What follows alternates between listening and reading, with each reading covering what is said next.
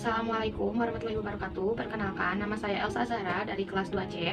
Di sini saya akan mereview materi hukum pidana yang sebelumnya telah disampaikan oleh dosen Dr. Hajah Heni Nurharayani, SHMH, dan asisten dosennya yaitu Pak Dr. Randy Aridayandi, SHMH. Sifat melawan hukum merupakan unsur objektif dari tindak pidana karena merupakan penilaian terhadap perbuatan dan bukan pada pelaku.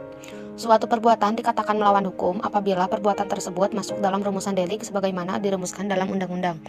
Perbuatan yang memenuhi rumusan dalam undang-undang tersebut tidak selalu bersifat melawan hukum, sebab mungkin ada hal yang dapat menghilangkan sifat melawan hukum perbuatan tersebut. Sifat melawan hukum terdiri dari dua bagian. Yang pertama, sifat melawan hukum formil. Perbuatan itu bersifat melawan hukum apabila dirumuskan sebagai tindak pidana dalam undang-undang dan diberikan sanksi.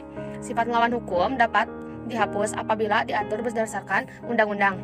Jadi, melawan hukum sama dengan bertentangan dengan undang-undang tertulis. Sifat melawan hukum material bukan hanya berdasarkan undang-undang tertulis saja, tetapi juga berdasarkan asas-asas hukum yang tidak tertulis atau living law. Sifat melawan hukum dapat dihapus berdasarkan undang-undang dan aturan atau hukum yang tidak tertulis. Jadi, melawan hukum sama dengan bertentangan dengan undang-undang atau hukum tidak tertulis dan hukum tertulis.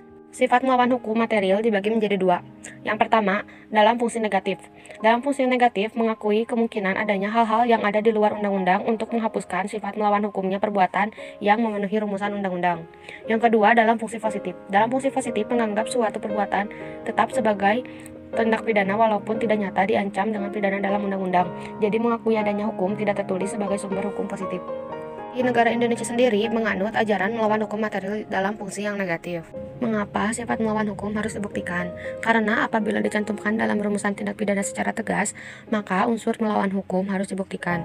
Dan apabila tidak dicantumkan secara tegas dalam rumusan undang-undang, maka ada dua pendapat, yaitu pertama, dalam fungsi yang positif harus dibuktikan karena mempunyai unsur konstitutif. Ada tindak pidana apabila ada perbuatan yang bersifat melawan hukum. Dan dalam fungsi yang negatif tidak perlu dibuktikan. Sekian review materi dari saya. Untuk kekurangannya mohon dimaklumi dan dimaafkan. Wassalamualaikum warahmatullahi wabarakatuh.